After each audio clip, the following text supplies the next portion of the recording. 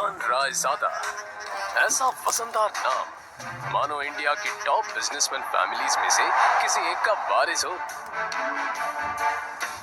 मगर हम जिस अहान रायजादा की बात कर रहे हैं उसके कतरे कतरे से बेबसी झांक रही है।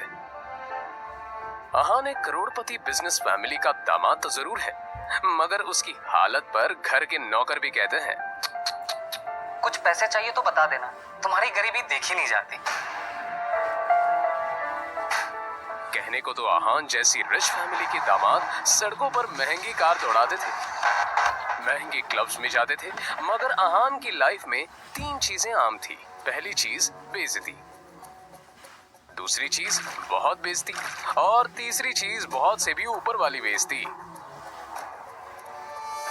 और हाँ, कभी कभी वो किसी रईस को जब अपनी बीवी को एक महंगे होटल में खाना खिलाते देखता था तो वो खुद से कहता था, एक दिन अपना भी टाइम आएगा जब मैं महंगे सूट में ऐसी किसी महंगे होटल में अपनी बीवी शनाया को दर्शन के साथ खाना खिलाऊंगा।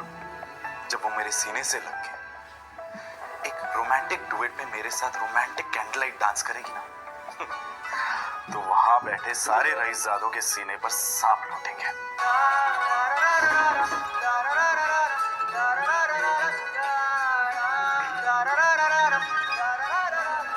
जरूर शनाया ने बहुत दिविश। अहान चौंक कर उठ खड़ा, मोबाइल स्क्रीन पर देखा तो शगुन का फोन था। अहान के सारे सपने छूमंतर हो गए। शगुन अहान की बीवी शनाया की कजिन थी, जो हमेशा ही अहान को नीचा दिखाने की कोशिश करती थी। मोबाइल की तरफ देखकर अहान ने बुरा सा मुंह बनाया और फिर कुछ सोचकर फोन उठा लिया। मेरे प्यारे जीजा जी, फोन नहीं उठाते आप? ये वो मैम। अच्छा वो सब छोड़िए, आप एक काम कीजिए, साहू ज्वेलर्स पे मेरा एक नेकलेस पड़ा है, मैंने ओनर को कॉल कर दिया है, वहाँ जाके नेकलेस कलेक्ट करके मेरे घर पे आइए। शगुन, मुझे बैंक जाना है और ये मैं... बैंक जाने का तेवर किसी और को दिखाइएगा जीजा जी। वैसे भी आपको हमारे फैमिली के टुकड़ों पर ही पलना है ना? तो जितना काम कहा जा रहा है उतना कीजिए। और हाँ, नेकलेस के साथ में ओनर आपको 30,000 रुपए भी देगा, वो लेकर मेरे घर पे आ जाइए। और 30,000 रुपए में से 1 रुपया भी कम नहीं होना चाहिए, समझे ना? देखो शगुन, आज तक मैंने कभी चोरी नहीं की। दूसरी बात यह कि अगर मुझ पर इतना डाउट है तो किसी नौकर को भिजवा के करवा लो। क्या है ना, बहस करने की इजाजत आपको है नहीं, तो जितना काम कहा जा रहा है उतना कीजिए।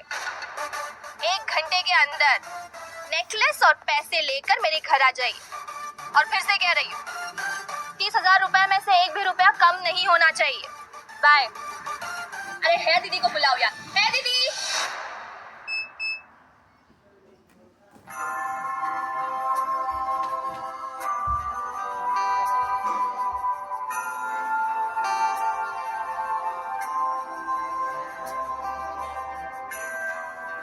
जल्द ही अहान फ्रेश होकर बाथरूम से बाहर आया और जल्दबाजी में अपनी अलमारी की तरफ बढ़ा, जिसमें 2 जोड़ी पुराने कपड़े रखे थे।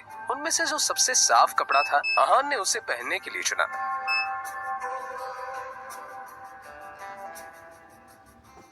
तैयार होकर वो बाहर निकला और जैसे ही सामने देखा तो उसकी सांस यामिनी गिल अपनी कुछ सहेलियों के साथ रमी पार्टी में व्यस्त थी। तभी यामिनी जी की एक सहेली ने अपने सैंडल की तरफ देखकर कहा, यामिनी, ये देखो ना, तुम्हारे यहाँ आते आते मेरा बेल्ट टूट गया चप्पल का।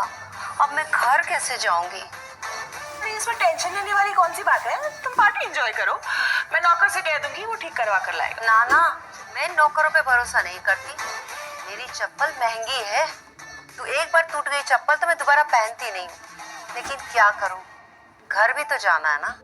अहान उस तरफ से निकला ही था जब यामिनी जी की नजर उस पर पड़ गई। डोंट वरी, नौकर नहीं है, नौकर से थोड़ा ऊपर ही है, वो तुम्हारा काम अच्छे से करेगा। हाँ सुनो, ये चप्पल लो और उसे ठीक करा कर लाओ। तभी यामिनी जी की सहेली ने कहा, यामिनी, ये सब काम दामाद से अच्छा नहीं लगता। अरे तुम इतना टेंशन क्यों ले रही हो? वैसे भी ऐसे ये सब काम करने में बड़ा मजा आता है। तुम लोग को भी कोई काम हो तो बता दे रहा। दामाद है तो क्या हुआ, चप्पल भी ठीक नहीं करा सकता? कुछ तो करे, वैसे भी कुछ करता धरता तो है नहीं। ये बातें सीधा आहान के दिल पर आकर लगी, मगर अब उसे ये सब हमेशा ही सुनने की आदत हो गई थी। उसे याद था कि आज उसका बर्थडे है, मगर ये सिर्फ उसे ही याद था, बाकी किसी को भी इससे कोई मतलब नहीं मैं था। भी शगुन का काम करने जा रहा हूँ। बहस मत करो, जो काम दिया है वो करके आओ। दामाद है तो दामाद की तरह रहो। भिखारी कहीं का, पता नहीं शनाया की जिंदगी में ऐसा क्या लिखा था कि तुम जैसा निठल्ला पति मिला उसे।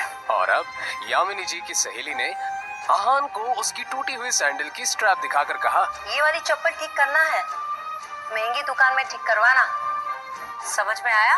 कहते हुए उसने आहान का हाथ उठाकर सैंडल उसके हाथ में पकड़ा दिया।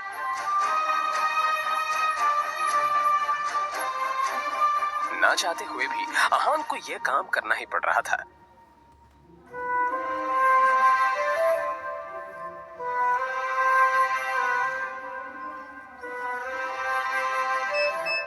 उसके मोबाइल पर उसकी बीवी शनाया ने मैसेज किया। ये मैसेज पढ़ते ही आहान के होठों पर एक स्माइल आ गई और उसकी पूरे दिन की टेंशन जैसे गायब ही हो गई। आज पहली बार शनाया ने उसे ऑफिस बुलाया था। एक वही तो थी उसकी जिंदगी में जिसकी मुस्कुराहट देखकर वो खुद को जिंदा रहता था। शनाया का चेहरा देखे बिना आहान को चैन नहीं मिलता था और उसके बस में होता तो शनाया की हर एक खुशी के लिए खुद को लाखों बार कुर्बान कर देता। रास्ते में आहान को एक फूलों की दुकान मिली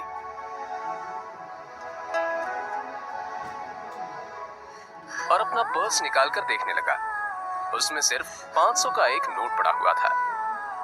जैसे ही आहान वापस मुड़ा तो उसे शगुन का काम और अपनी सास के दिए हुए काम याद आ गए। उसने एक नजर घूर कर उस सैंडल की तरफ देखा और कहा, माफ करना आंटीज और सासू माँ, आप लोगों को सादर प्रणाम, पर शनाया से बढ़कर मेरे लिए और कुछ नहीं है।